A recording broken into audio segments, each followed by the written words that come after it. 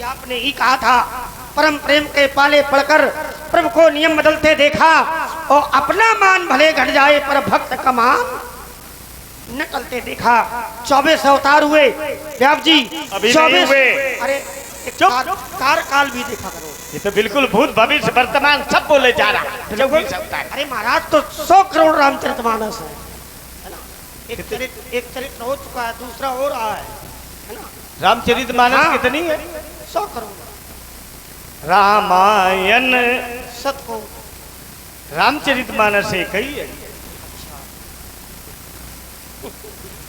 अब मान लो हम राम कथा मंदाकिनी। अच्छा रामचरित हम कहते हैं 100 है तो अन्य अन्य रामायणों में आप चाहें जैसे अध्ययन करें। अन्य बालक मिले तो कहो, लेकिन मैं प्रमाणित करूंगा कि 100 करोड़ रामचरितमानस भी है। इस रामचरितमानस के अलावा अगर दूसरी कोई रामचरितमानस हो तो एक प्रमाण दिया जाए। एक नहीं मैं 2 दे दूंगा। अब जी शंकर जी का प्रमाण है, और मानस का ये कहीं जाना नहीं है, सिर्फ पढ़ो सब कुछ मिलेगा। सुन शुभ कथा भवानी, सुन शुभ कथा भवानी, और रामचरित मानस विमल, कहा भुसुंड बखानी, सत करोड़ जी जानी। सत करोड़ माने सत्य करोड़, करोड़ है कि कोटि? वही है कोटि माने। कोटि माने प्रकार, कोटि माने प्रकार भी होता है। कोटि माने गणना। चलो सत माने 100 तो मैंने क्या कहा है? 100 रामचरितमानस में ना रामायण है। सतकोटि क्या है? रामायण है सब। सुन शुभ कथा भवानी, हाँ रामचरित रामचरित एक ही मानस, एक ही रामचरित मानस विमल, नाना पुराण निगमागम। अरे तो महाराज क्या दोहा गलत है? दूसरी रामचरित मानस का कोई एक प्रमाण तो पढ़ो। सत कठो महाराज काकभूषुंड जी ने कह दिया भगवान शंकर ने रामचरित सतकोट तुमने मान लिया, तो दूसरी रामचरित मानस का ये प्रमाण दो। नाना पुराण निगमागम सम्मतम यद रामायण। इस रामचरित मानस में जितने पुराण हैं, जितने वेद हैं, जितनी स्मृतियां हैं, महाराज सभी का समावेश है। इसी का नाम है रामचरित मानस। वाल्मीकि रामायण अलग विषय, अध्यात्म रामायण अलग विषय, परमय रामायण अलग विषय। रामायण तो अनेकानेक है, लेकिन रामचरित मानस महाराज ये हमारा, तो तुम्हारा क्या है? तुम्हारा थोड़ी मानेंगे हम। ये हमारा मानना है, कहने से नहीं, कोई ऐसा प्रमाण हो आपके पास।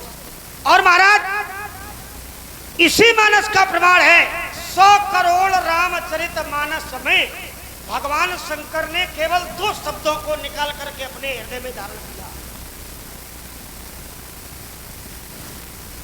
महाराज कितने शंकर जी ने कितने 100 करोड़ रामचरित मानस में केवल 2 शब्द निकाल करके। भाई बुद्धि खराब है क्या?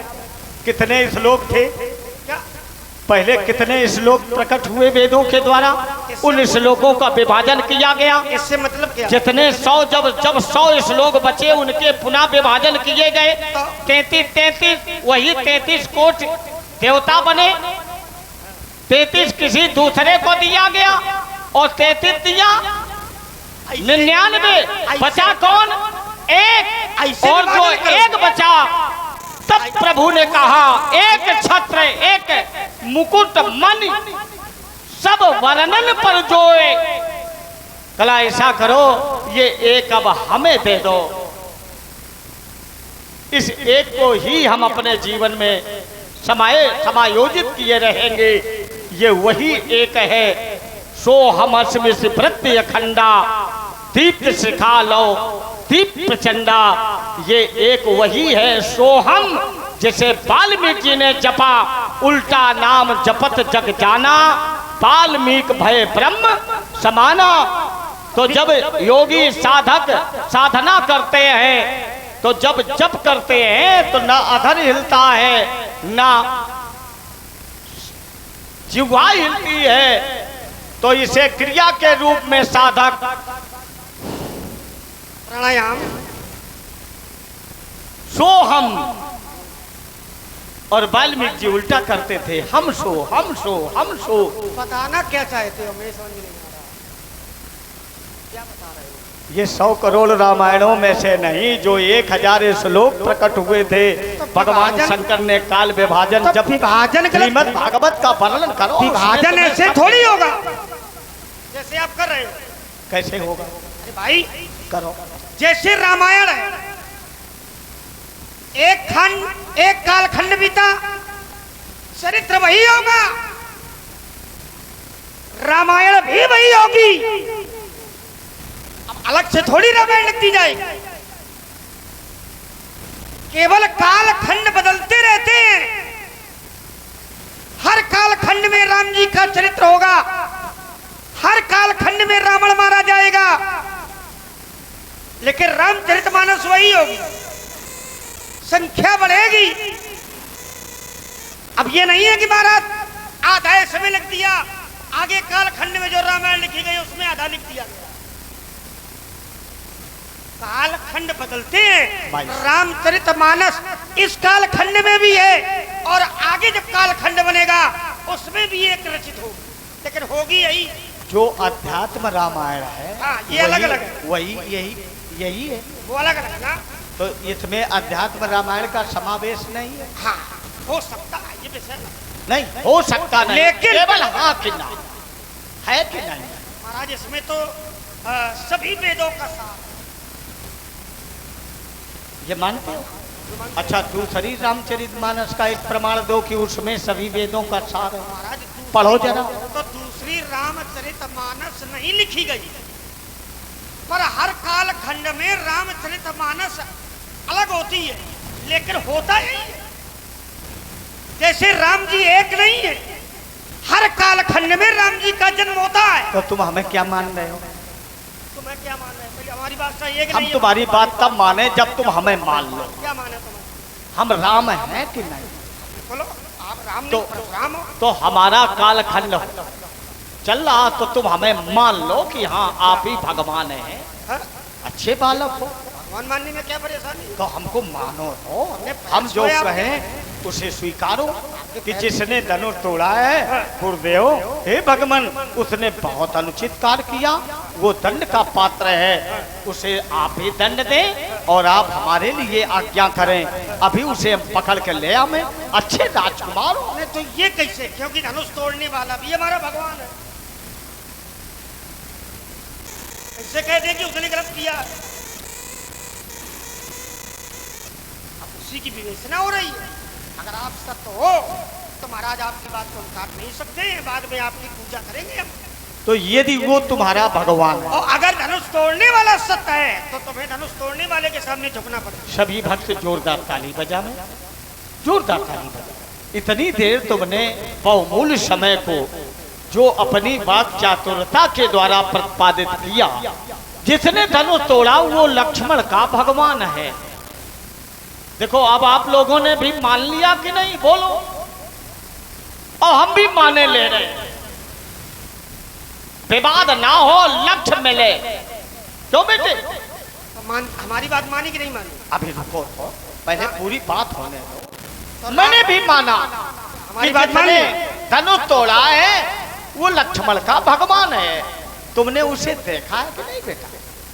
अपने भगवान को बोल देखा। उसका रूप कैसा है हमें भी दिखाओ और इन भक्तों को भी उसके रूप का वर्णन कराओ।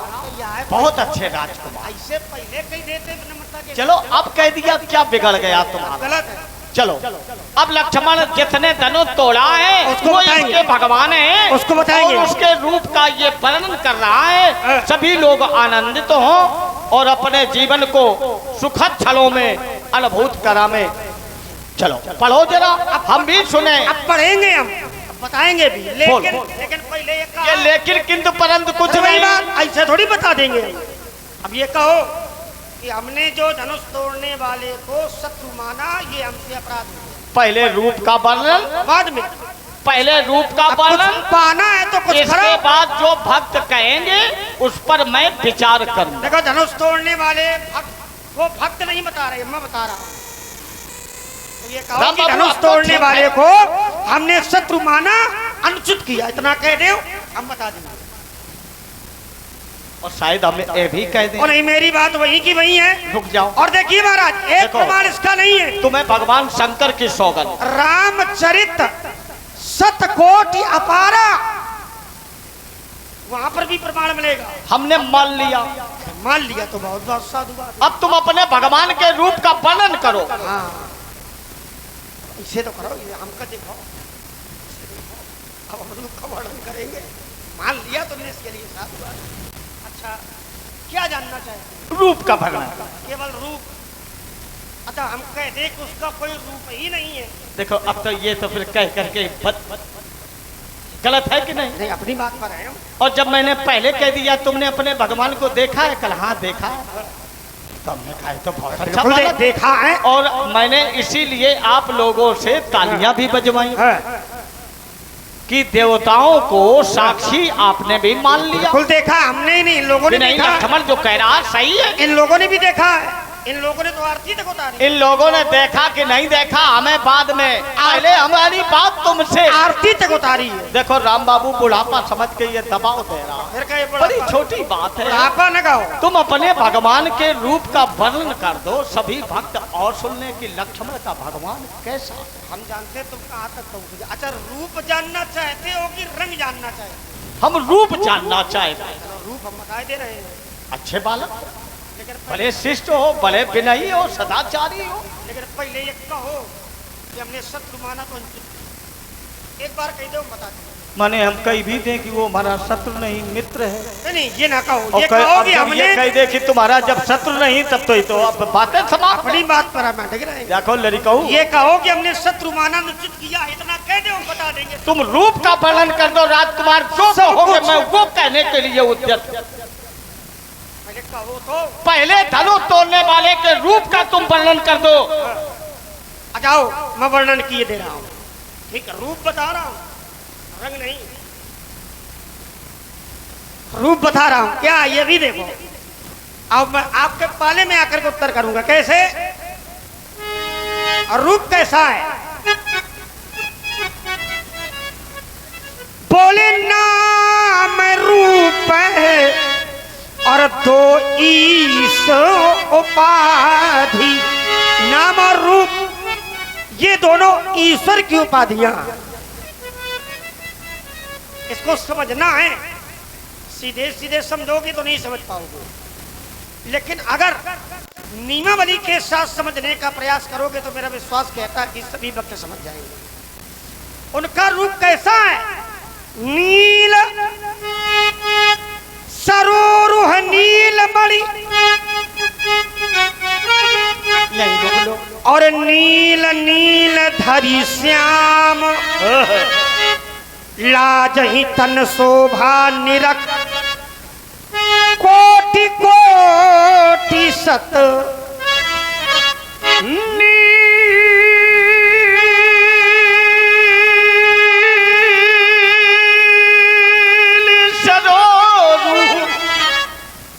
नील माने नीला, सरोरू माने कमल।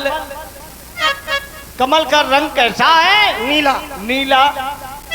तो इनके भगवान का जो वर्ण है, रंग है, वो नीला है।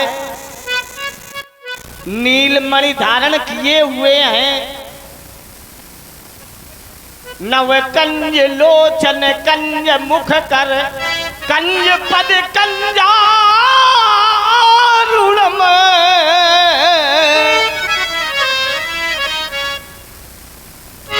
उनका गात कैसा है?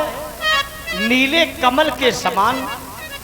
कमल की पंखुड़ी को देखा, किसले को देखा, कितनी सुकोमल।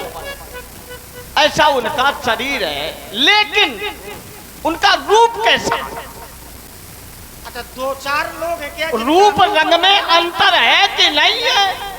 दो चार लोग हैं क्या ऐसे? कोई काला रूप है, कोई नीला है, कोई लाल है, कोई हरा है, कोई धनिया है। देखो, कभी कभी क्या होता है कि जो श्वेत है वही श्याम हो जाता है, और जो श्याम है वो श्वेत हो जाता है।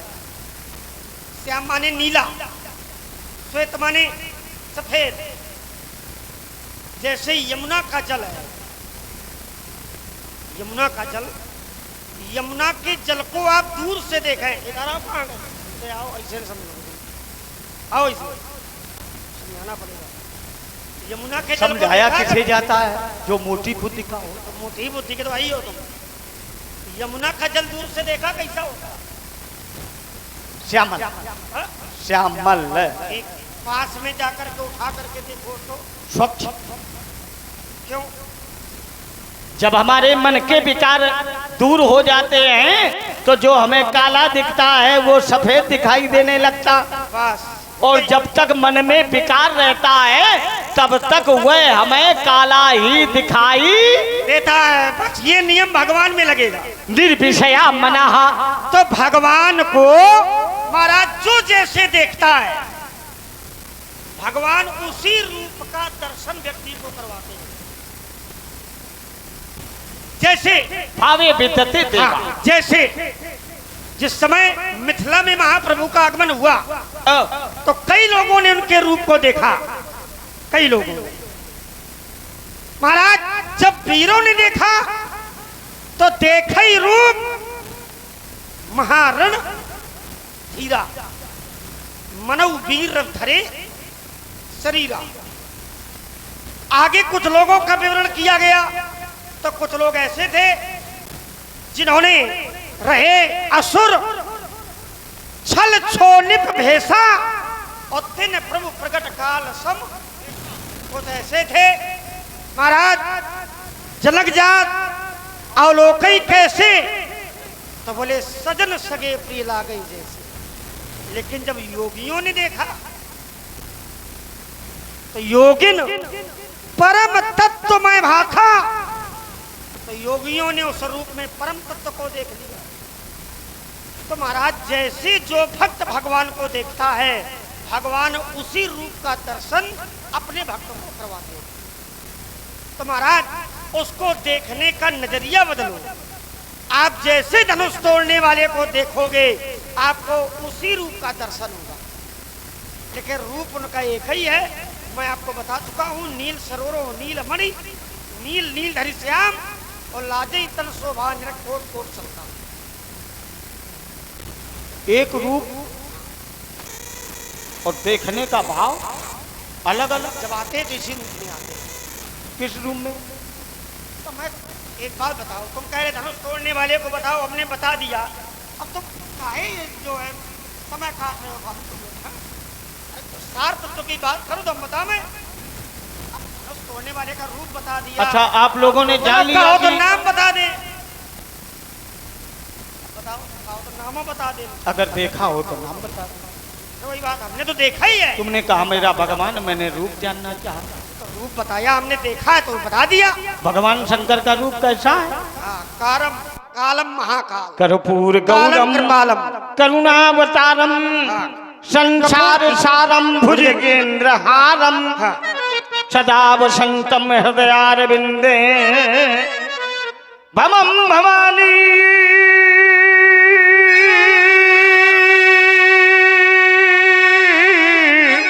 सहितम सहितम नमामि। क्या है? कपूर की तरह है, कर्पूर गौरम। देखो, सबके शरीर को सिद्ध कर सकते हो, लेकिन आप तुम अपने शरीर को सिद्ध नहीं कर सकते हो। अच्छा, तुम्हारा शरीर कैसा है बताओ? गोरा है कि काला है? लाल हाँ? लाल लाल है।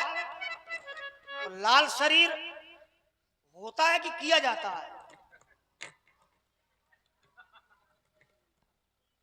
बताओ कैसा है? लाल कैसे है बताओ। मैं सूर्य का रंग कैसा है? हाँ? सूर्य को देखा हाँ, कैसा? हाँ, जब सुबह देखा जाता है जन्म के समय तो लालिमा छाई होती है, और जब हाँ, तो रंग बदल जाता है। उदित सविता ताम्रऊ ताम्र तो सूर्य का रंग एव आस्ति में सूर्य जब उदय होता है लाल होता है, और जब अस्त होता है अरुण शिखा, तब भी लाल। अरुण शिखा संपत्तौ च विपत्तौ। अरे तो हमने सूर के लिए थोड़ी पूछा है प्रभु। तो जब क्रोध में शरीर लाल ही तो होता है। अरे तो विषय अलग हो गया, क्रोध में लाल होना विषय अलग है। हमने पूछा तुम्हारा शरीर गोरा है कि काला है? जैसे धनुष तोड़ने वाले का शरीर नीला है, शंकर जी का कपूर की तरह है, तुम्हारा कैसा है? ब्रह्मचारी रूप, बड़ा कठिन है भाई।